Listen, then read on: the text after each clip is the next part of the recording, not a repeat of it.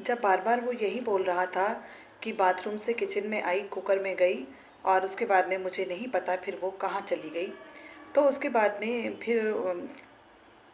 जब सख्ती से पेश की जाता है, उससे पूछा जाता है, तब वो कहता है कि मैंने उसको पहले कटर से काटा, काटने के बाद कुकर में उसको उबाला और उबालने के बाद में फिर मैं उसको झील में बहाकर आ गया। उसके बाद फोरेंसिक जांच की जाती है, कुछ डॉग्स को भी बुलाया जाता है, सारी चीज़ें देखी जाती हैं, तो उसमें कुछ भी पता नहीं मिल पाता और उस लेडीज़ की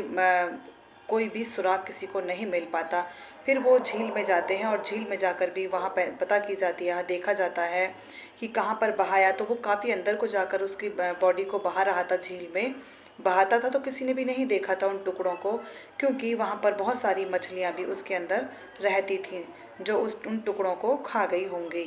ये सब देखते हुए सभी लोग ये सोचते हैं कि अब क्या किया जाए और किसी भी तरह का कोई सबूत नहीं मिल पा रहा है, क्योंकि 16 तारीख में उसकी माँ से बात हुई थी और 18 तारीख में पेरेंट्स आए थे। उसके पास 2 दिन का समय था, 3 दिन की उसने छुट्टियाँ ली थी, तो इतने टाइमिंग में उसने सभी जो भी प्रूफ थे सभी को ख़त्म कर दिया था और इस तरह से वो अपनी पत्नी को काट कर कटर से कुकर में उबाल कर और उसको जाकर बहा आता है। देखा जाता है कि वो डेली बैग लेकर तो जाता है, जो सीसीटीवी कैमरे खुलवाए जाते हैं,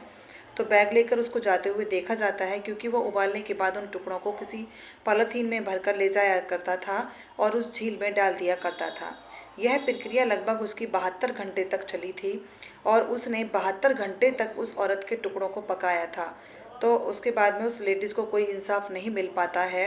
क्योंकि कोर्ट सबूत मांगती है और शक के बिना पर कोई काम नहीं करती। तो इस तरह से उसके सबूत तो थे ही नहीं, सबूत वो सब कुछ मिटा चुका था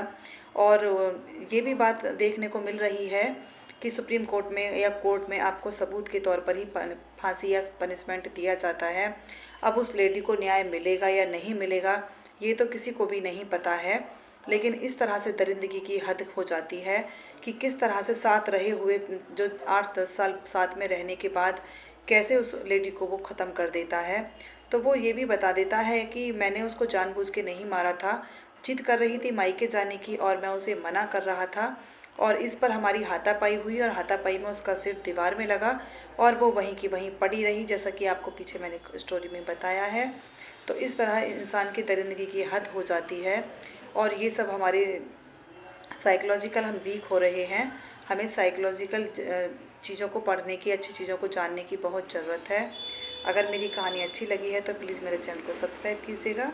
और लाइक कमेंट शेयर कीजिएगा और सावधान रहिएगा, सतर्क रहिएगा। पता नहीं किस रूप में कहाँ दरिंदा बैठा हुआ है। Thank you and have a nice day.